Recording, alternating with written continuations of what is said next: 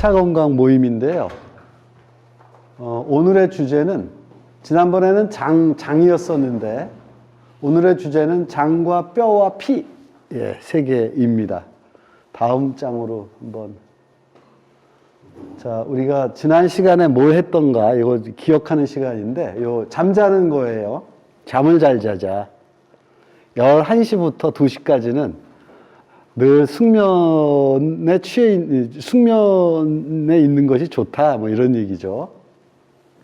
그 다음에 11시부터 이 2시까지가 멜라토닌이라든지 성장 호르몬이라든지 이런 것들이 가장 많이 분비되는, DNA가 인간 체내에 다 있다. 이제 요거는 뭐 진화론적으로 그렇다, 이런 얘기고요. 요 이론을 발표한 거는 이제 미국의 생리의학자들이 이게 2016년인가에 노벨상을 탔던 그런 이론입니다. 요거를 한번 기억해 주시고, 그 다음, 바로 지난 시간에 했던 것이 요게 장누수 증후군의 하나의 이 도해예요. 요건 뭐냐면 정상일 때, 여기 이렇게 타이트하게 잘 이렇게 연결되어 있는데, 여기 보면 이렇게 뚫려 있죠? 요걸 보고 장누수 증후군이라고 그럽니다.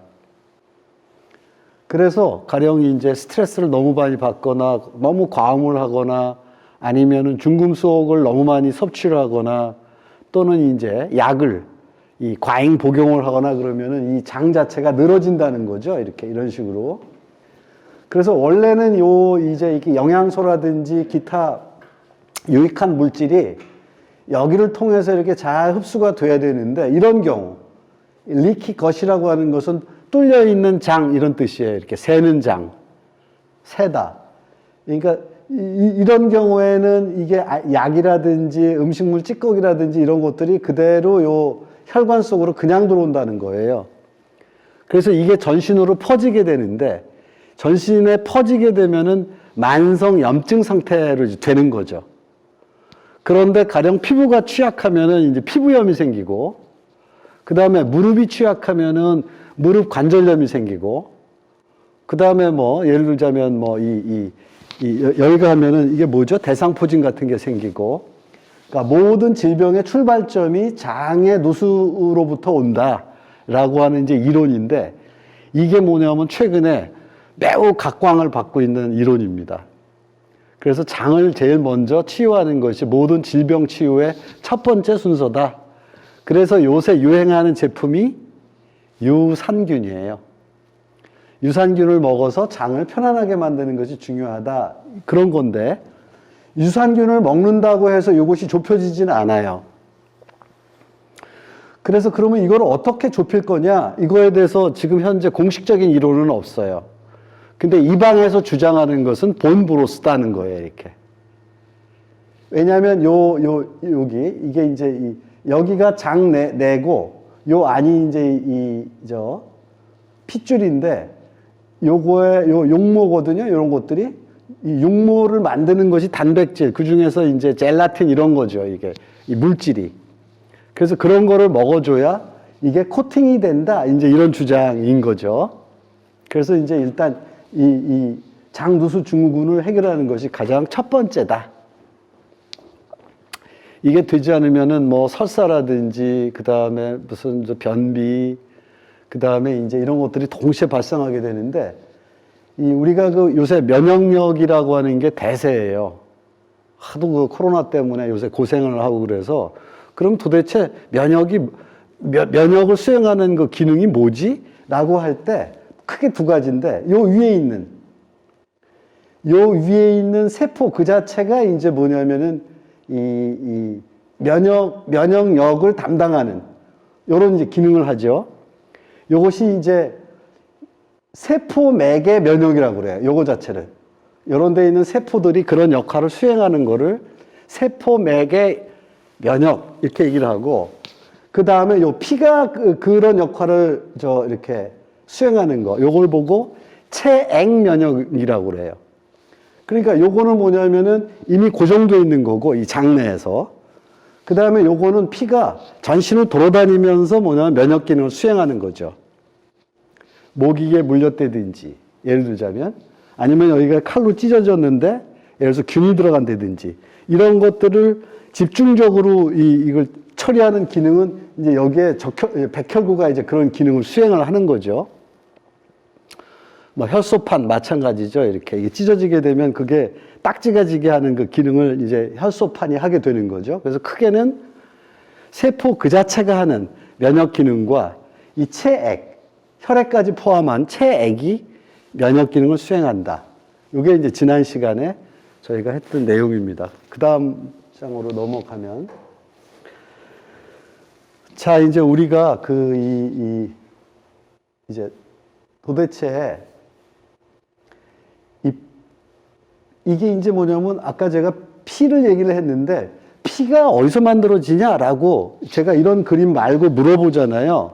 그러면 되게 심장 이렇게 대답을 해요, 사람들이. 또는 간 이렇게 얘기를 해요. 물론 간에서도 만들죠. 이렇게 그 폐하에 있을 때는.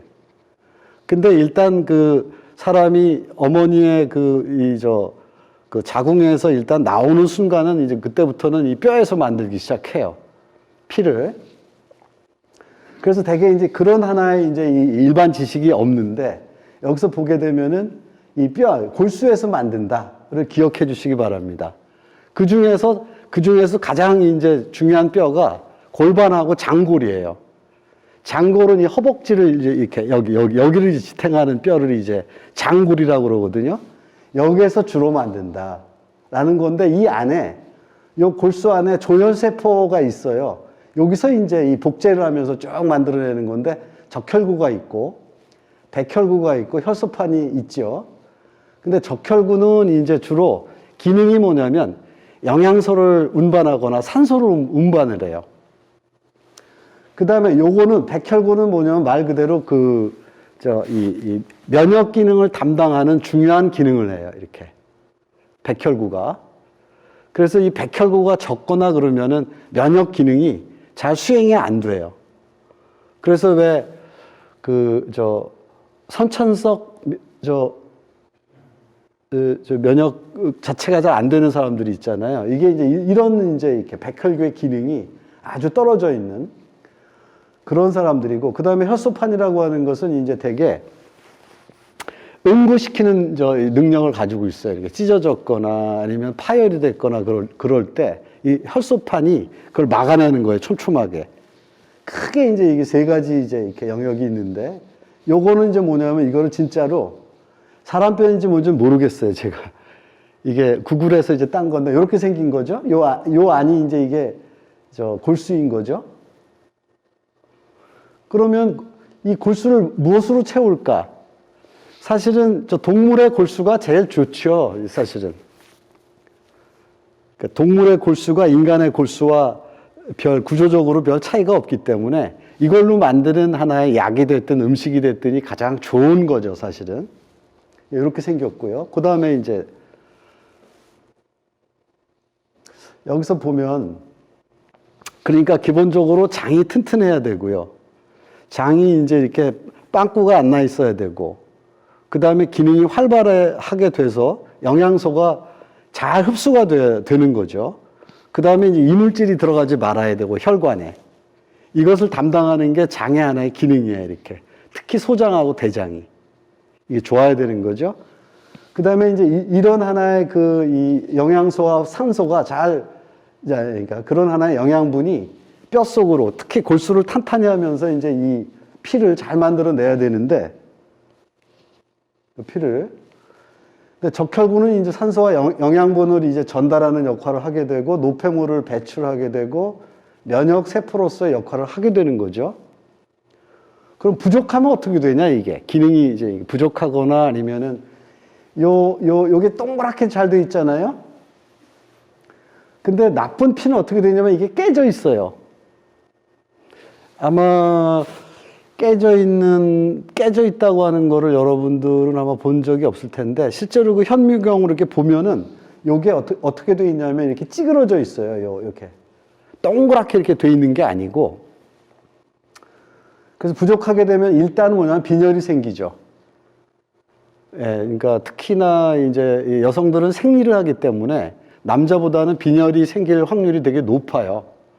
특히 뭐냐면 50대, 60대가 되게 되면은 이제 되게 여성의 기능이 이제 끝나게 되고, 그렇게 되게 되면은 사람들이 되게 어지러워하는 건 전부 다 이 빈혈 때문이에요. 그리고 이제 이게 이 생리를 한 달에 한 번씩 이제 하게 되는데, 그렇다 보니까 이 골수라고 하는 게 너무 노동을 많이 한 거예요. 이렇게 일을 너무 많이 하니까 골수가 이제 비어 있기도 하고, 그래서 그게 골다공증이거든요. 그런 현상 때문에 일단 빈혈이 많이 생겨요. 그리고 또 하나는 이 피가 부족하게 되면은 이제 피의 찌꺼기가 이제 덩이로 돼가지고, 이게 덩이로 되면서 혈관 안에 이제 이게 끼게 되는 거예요. 이렇게 배출이 안 되고, 그래서 딱딱하게 굳어지는 거를 혈전이라고 그러거든요. 그래서 뇌의 그 혈전이 피의 덩어리가 있게 되면 뇌졸중, 그 다음에 이제 심장 같은 데다가 그런 문제가 생기면 그 심혈관계 어떤 질병이 생기는 거죠. 그 다음에 만약에 동맥이, 왜 여기 보면은 왜 파란 사람들 있죠. 이게 정맥류라고 그러죠. 이 이름을. 그런 사람들은 뭐냐면 동맥으로부터 피가 나와서 정맥으로 다시 심장으로 가야 되는데, 이게 정맥이 뭐냐 역할을 못 하는 거예요. 그게. 이 정맥에는 어떤 게 있냐면은 왜 역류하는 거를 방지하는 그 기능이 있어요. 이렇게 뒤로 빠꾸 하는 게 피가. 근데 문제는 그게 비실비실해져 가지고 사실 뭉쳐 있는 거예요. 이렇게 이 심장으로 들어가는 게 아니고. 그래서 이제 혈전이 생기게 되면 뇌경색, 뇌졸중, 뭐 풍이라고 하는 거는 이 몸의 반쪽이 갑자기 이제 스톱하게 되는. 그 다음에 이제 피부도 마찬가지죠. 피하고 아주 이 연관관계가 아주 큰데, 모세혈관. 피부 바로 밑에 있는 모세혈관이 피부에서 나온 찌꺼기들을 그게 해소를 해야 되거든요. 하나는 피부 그 자체에서 땀이라든지 숨 쉬는 거에 의해서 그 찌꺼기들을 배출하거나, 아니면 모세혈관을 통해서 다시 이제 소변으로 내보내거나, 이런 역할을 잘 수행을 해야 되는데, 피가 일단은 부족하게 되고, 그 다음에 모세혈관의 어떤 역할이 불완전하게 되면 이제 피부가 윤택해지지가 않아요. 그러니까 얼굴이 너무 창백한 사람을 되게 우리가 빈혈이라고 그러지 않습니까? 또는 뭐가 난 경우 다 마찬가지죠. 이 피가 잘 돌아가지 않는 이것의 결과죠. 다음으로 이렇게. 그래서 결론은 아까 잠을 잘 자야 되고요. 일단. 왜냐하면 그래서 호르몬 체계가 진화 과정에 의해서 사람이 갖게 된 DNA 그 기능이 정상적으로 돌아간다는 전제 하에 이 장 누수가 없어져야 되고, 그 장 속에 있는 장내 미생물 총이 균형을 이루어야 돼요. 그래서 이 장내 미생물 균형을 이루도록 유산균을 먹는 거거든요. 근데 장내 미생물 총이 있기 전에 장 누수가 해결돼야 돼요. 그렇지 않으면은 이제 이 유산균 먹어가지고 부글부글한 사람도 있습니다. 지금 현재 소비자 보건에서 유산균의 그 뭐라고 그러죠? 소비자 컴플레인율 그게 18%예요. 일단 그러니까 신고된 것만 18%니까 사실은 더 많다고 추정할 수가 있어요. 사람들이 그렇게 소비자 보건에 막 이런 문제를 할 정도로 적극적이지 않거든요. 그냥 뭐 내가 그런 모양이다 해서 끝나죠. 그러니까 실제로는 뭐냐면 장누수 증후군이 더 많다고 추정할 수가 있어요. 그래서 일단은 장누수를 없애고 이 장내 미생물 총의 균형이 생겨야 되는데, 이 장내 미생물이라고 하는 것은 대개 인간에게 약 한 1000종 종류가 있다고 합니다. 이 종류수가. 그리고 전체 가지수는 우리 세포의 3배 정도가 된다고 그러죠. 그래서 그 개수는 뭐 누구는 30조라고 얘기하기도 하고 누구는 50조라고 얘기하기도 하고 그래요. 이 학자들마다 좀 다르긴 하지만 대체로 1000종 종류가 있는데, 현대 문명에 많이 노출된 사람일수록 뭐냐면 이 가짓수가 적다. 그래서 되게 미국 사람들, 영국 사람들, 되게 문명화 정도가, 그러니까 고도화된 나라일수록 100개 정도에 육박한다고 그래요, 이렇게. 안 좋은 거죠, 사실은. 풍부하지가 않은 거예요, 체내 미생물이. 근데 가령 이제 아프리카라든지 무슨 남아메리카 같은데 이 자연식 같은 거를 그냥 하는 이것저것 다 먹는 이런 사람들은 약 1000종 정도 된다고 합니다. 그래서 미국의 이제 이 의료기관 같은 데는 그 사람들 똥을 채취하는, 그래서 그거를 이제 이렇게 은행을 만들어가지고 그거를 이제 비즈니스에 활용하는 이런 지금 벌써 그런 기업도 막 나타나죠. 이제 이런 상태에서 잘 먹어야죠. 여기서 저탄고지라고 했는데 지금 우리가 대체로 식생활을 보게 되면 탄수화물이 굉장히 많이 먹어요. 상대적으로 뭐냐면 뭐랄까요? 지방하고 이 탄수화물이 단백질이 좀 적죠. 근데 뭐 탄수화물을 좀 적게 먹고 이 지방하고 단백질을 많이 먹자. 이게 이제 저탄고지 운동의 핵심이에요. 지금 우리도 지금 그 영향 때문에 굉장히 지금 일반화되고 있는데 미국의 경우에는 저탄고지 운동이 약 한 10년 됐거든요. 그래서 그 모든 다이어트 제품은 이게 기반이에요, 이론적인. 그러니까 저탄고지 운동이. 이론적 기반인데, 뭐, 방법 중에 굉장히 많아요. 케톤식 다이어트, 팔레오식 다이어트, 지중해식 다이어트, 그 다음에 이제 간헐적 다이어트, 수도 없이 많은 이제 이렇게 다이어트 방식이 많은데, 여기에 핵심은 바로 이 부분이에요. 저탄고지. 이거를 우리가 잘 할 필요가 있다. 탄수화물을 이제 줄이는데 특히 그 탄수화물 중에서도 분말이 너무 미세하게 갈려진 탄수화물을 줄이자는 거거든요. 그러니까 통곡물을 먹자. 탄수화물을 먹는다 할지라도. 근데 탄수화물을 너무 미세하게 갈아 놓으면 어떤 현상이 벌어지냐면 흡수가 단시간 내에 아주 빨리 돼요. 그 중에 최고가 뭐냐면 설탕이죠. 들어가자마자 그냥 쫙. 이제 그렇게 되니까 뭐냐면 인슐린 그 기능이 너무 이제 업다운이 심해지는 거예요, 그러니까. 이게 통곡물을 먹으면 그게 분쇄되고 분해되고 이러면서 이제 인슐린의 양이 체내에서 서서히 나오게 되는데 이게 미세한 분말로 된 거를 먹게 되면 갑자기 인슐린이 확 나오는 거예요. 그러면 처음에는 이제 인슐린이 당을 분해하는 기능을 하다가 이것이 반복되잖아요. 그러면 인슐린이 이 분해하는 기능을 정지하게 돼요. 그리고 결함되게 돼요. 이걸 보고 뭐라고 그러냐면 인슐린 저항성이라고 그래요. 이게 제2 당뇨의 핵심이에요. 그러니까 제1 당뇨형이라는 건 뭐냐면 췌장의 기능이 아예 떨어져서 인슐린의 양이 적은 거고 그래서 당뇨약을 먹는 거예요. 근데 제2 당뇨형이라는 것은 뭐냐면 인슐린이 나오긴 나오는데 그 기능이 일정치가 않은 거예요. 그래서 사실은 이제 지금 현대의학으로 당뇨는 불치다라고 하는 게 이제 되게 일단은 일반화돼 있는 거죠. 이렇게 돼 있는데 모르겠어요. 이게 이제 어떻게 해결될지 우리도 좀 생각을 많이 해봐야 되는 측면이고 이렇게 되면 이런 것을 지키면서 특히 뼈 국물을 많이 먹으면 아까 얘기한 장누수를 상당한 정도 해결할 수가 있다. 그 다음에 이 뼈 국물은 곧바로 그 성분 자체가 뼈대와 골수를 튼튼히 하게 된다는 거죠.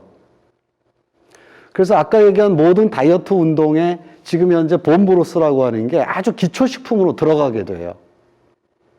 그래서 이제 작년 한 5년 전부터 미국에서 본브로스 열풍이 이제 이렇게 일어나기 시작을 해서 그거를 이제 책으로 만들어낸 켈리안이라는 여자가 있는데 이 여자는 이태리 쪽에 1.5세 정도가 되는데 이 사람이 쓴 책이 2019년에 뉴욕타임즈 그 베스트셀러 100권 중에 하나로 소개된 적이 있었어요.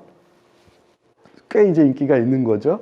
이렇게 해서 결국 이 골수 안에 있는 조혈 세포를 튼튼히 하고 그래서 풍부하고 건강한 피를 만들자. 이러면은 제가 볼 땐 아마 우리가 갖고 있는 일반적 질병의 약 70%는 없어지리라고 봐요. 요게 이제 오늘 이 시간의 결론이자 뼈대입니다. 이상입니다.